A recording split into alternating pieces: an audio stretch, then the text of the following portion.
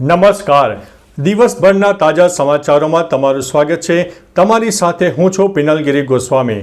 સમાચારો વિસ્તારથી જાણીએ એ પહેલા મહત્વના સમાચારો ઉપર એક નજર. એશિયા કપ હોકીમાં ભારત અને કોરિયા વચ્ચેની મેચ ડ્રો ગઈ છે. પીએમ સૂર્યા ઘર સોલર રૂપટોપ યોજનાના ફાયદા જાણી લો. પ્રાંતિજમાં મોડી સાંજે ધોધમાર વરસાદથી પાણી થઈ ગયું. 33 જીવનરક્ષક દવાઓ પર જીએસટી હવે શૂન્ય થયો. ભારે વરસાદના કારણે 6 લોકોના થયા છે મોત. વાત છે હરિયાણાની. શિક્ષકોને તીડ ઉડાડવા શૌચાલય ગણતરીમાંથી હવે મુક્તિ આપો. જીઆઈડીસીમાં ભંગારના વાડામાં ફાટી નીકળી ભીષણ આગ. વાત છે કચ્છના ગાંધીધામની. ત્યારે આગળ વાત થશે અરવલ્લી જિલ્લામાં ભારે વરસાદથી હાઈવે ઉપર મસમોટા ખાડા પડી ગયા. નર્મદા અને તાપીમાં હજુ પણ એલર્ટ આપવામાં આવ્યું છે. ડોલવણમાં કોંગ્રેસ દ્વારા વોટ ચોરી મુદ્દે જન આક્રોશ ઠાલવવામાં આવ્યો. ખેડબ્રહ્મા અંબિકા મંદિરે 5.55 લાખ ભક્તોના દર્શન. અને ફતેપુરામાં સગીરાનું અપહરણ કરવામાં આવ્યું છે. હવે મિત્રો સમાચારો વિસ્તારથી. ફતેપુરા તાલુકામાં 16 વર્ષીય સગીરાને લગ્નની લાલચે અપહરણ કરવાની ઘટના સામે આવી છે.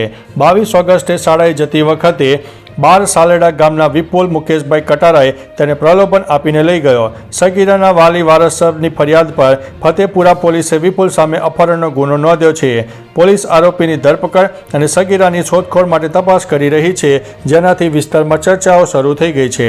મિત્રો, અન્ય મહત્વના સમાચારની વાત કરીએ તો ખેડબ્રહ્મા અંબિકા મંદિરે 5.55 લાખ ભક્તોના દર્શન.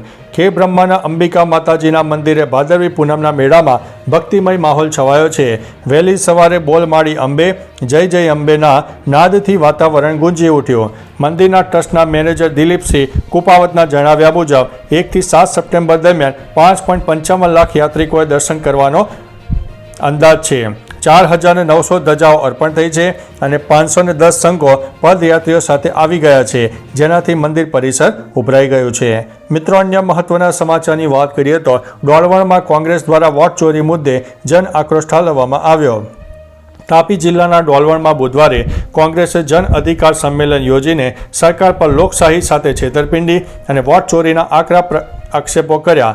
ગુજરાત પ્રદેશ કોંગ્રેસ પ્રમુખ અમિતભાઈ ચાવડાના આદેશથી આયોજિત આ સંમેલનમાં રાહુલ ગાંધીની લોકતંત્ર બચાવો લડતને સમર્થન મળ્યું છે. ઉષા નાયડુ અને વિમપભાઈ ગામિત, સિદ્ધાર્થ ચૌધરી, પૂનાભાઈ ગામિત સહિત અનેક કોંગ્રેસ આગેવાનો હાજર રહ્યા છે.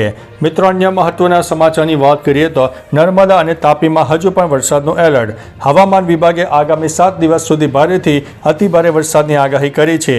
મોન્સૂન ટ્રફના કારણે આ વરસાદી માહોલ બન્યો છે. નવસારી, વલસાડ, દમણ, તાપી, ડાંગ, નર્મદા, છોટાઉદેપુર, અરવલ્લી, મહીસાગર, સાબરકાંઠા, દાહોદ, સુરત અને પંચમહાલમાં ભારે વરસાદની શક્યતા રહે છે. નર્મદા અને તાપીમાં અતિભારે વરસાદને કારણે રેડ એલર્ટ આપવામાં આવ્યું છે. મિત્રો, અન્ય મહત્વના સમાચારની વાત કરીએ તો અરવલ્લી જિલ્લામાં ભારે વરસાદથી હાઈવે ઉપર મસમોટા ખાડા પડી ગયા.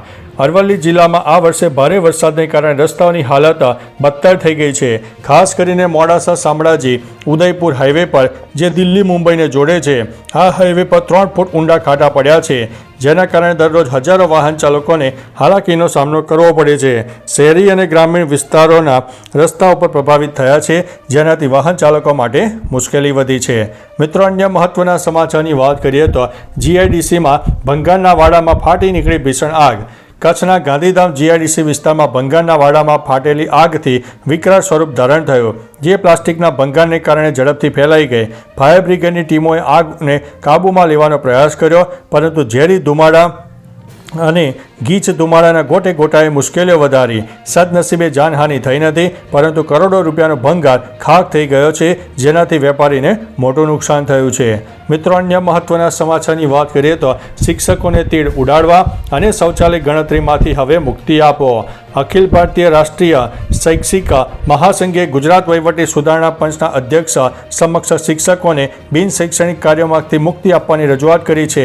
હાલ શિક્ષકોને વસ્તી ગણતરી, મતદાર યાદી સુધારણા, વીઆઈપી સરબરાહ જેવી 100થી વધુ બિન શૈક્ષણિક ફરજો સોંપાઈ છે. ચૂંટણી અને કુદરતી હોનારત સિવાયની કામગીરીમાંથી શિક્ષકોને મુક્તિ આપવા માગણી કરાઈ છે. મિત્રો, અન્ય મહત્વના સમાચારની વાત કરીએ તો ભારે વરસાદ, 6 લોકોના થયા છે મોત. હરિયાણામાં બુધવારે વરસાદ સંબંધિત ઘટનાઓમાં 3 છોકરીઓ સહિત ઓછામાં ઓછા 6 લોકોના મોત થયા છે. રાજ્યના ઘણા ભાગોમાં ભારે વરસાદને કારણે નદીઓ પણ છલકાઈ ગઈ છે, જેના કારણે સામાન્ય જનજીવન પ્રભાવિત થયું છે. ભિવાની જિલ્લાના કલિંગા ગામની ઘરની છત તૂટી પડતા 7 થી 15 વર્ષની 3 છોકરીઓનું મૃત્યુ થયું અને તેમના માતા પિતા અને એક નાનો ભાઈ ઘાયલ થયો છે. ઘાયલોને સારવાર માટે હોસ્પિટલમાં દાખલ કરવામાં આવ્યા છે. મિત્રો, અન્ય મહત્વના સમાચારની વાત કરીએ તો 33 જીવન રક્ષક દવાઓ પર જીએસટી શૂન્ય. કેન્દ્ર સરકારે 33 જીવન રક્ષક દવાઓ પર જીએસટી નો દર શૂન્ય કરી દીધો છે. આ દવાઓમાં કેન્સર, રક્ત વિકૃતિઓ, દુર્લભ આનુવંશિક રોગો અને અન્ય ગંભીર રોગોની સારવારમાં વપરાતી મોંઘી દવાઓનો સમાવેશ થાય છે. આમાં એનાસેમ્નોસિયન્સ, એબોવાર્પેવિક, એસિમિનિબિસ, મેપોલુઆઝમ, ડારામુટામુઝલમ, ટેક્ટિસ્ટાબ્લમ જેવી અનેક દવાઓનો સમાવેશ થાય છે. મિત્રો, અન્ય મહત્વના સમાચારની વાત કરીએ તો પ્રાંતિજમાં મોડી સાંજે ધોધમાર વરસાદ વરસ્યો. પ્રાંતિજ અને આસપાસના વિસ્તારમાં ગરમી બાદ મોડી સાંજે હવામાનમાં પલટો આવ્યો અને ગાજવીજ સાથે ધોધમાર વરસાદ પડ્યો, જેના કારણે વાતાવરણમાં ઠંડક પ્રસરી ગઈ છે. માત્ર અડધા કલાકમાં 1 ઇંચ જેટલો વરસાદ નોંધાયો, પરંતુ નીચાણવાળા વિસ્તારો જેમ કે હનુમાન મંદિર, એપ્રોચ રોડ, માતૃછાયા સોસાયટી, નાની ભાગોળ અને સબજલમાં પાણી ભરાતા વાહન ચાલકો અને રાહદારીઓને હાલાકી થઈ રહી છે. આ વરસાદ ખેડૂતો અને જનતા માટે રાહત ભર્યો છે. મિત્રો, અન્ય મહત્વના સમાચારની વાત કરીએ તો પીએમ સૂર્ય ઘર સોલર રૂફટોપ યોજનાના ફાયદા જાણી લો. વીજળી બિલમાં 50 થી 90% સુધીની બચત, સરકાર દ્વારા ઇન્સ્ટોલેશન અને મેન્ટેનન્સમાં સહાય, પર્યાવરણમાં પ્રદૂષણમાં ઘટાડો, ગામડા અને શહેર બંને માટે ઉપયોગી, મહિલા અને આર્થિક રીતે નબળા વર્ગને વધારાની સબસિડી. મિત્રો, અન્ય મહત્વના સમાચારની વાત કરીએ તો એશિયા કપ હોકીમાં ભારત અને કોરિયા વચ્ચેની મેચ ડ્રો ગઈ છે. એશિયા કપ હોકીમાં હવે સુપર 4 મેચોની શરૂઆત થઈ ગઈ છે. ભારતીય ટીમે સતત 3 મેચ જીતીને સુપર 4માં પોતાનું સ્થાન સુનિશ્ચિત કરી લીધું છે. જ્યારે ભારતને કોરિયા સામે પોતાની પહેલી મેચ રમવાનો હતો ત્યારે મેચ ડ્રો ગઈ.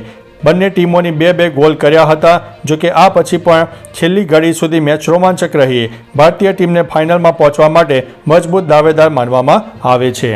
તો ચાલો મિત્રો, ફરીથી દેશ અને દુનિયાના સુપરફાસ્ટ સમાચાર લઈને મળતા રહીશું. ત્યાં સુધી અમને રજા આપશો. નમસ્તે.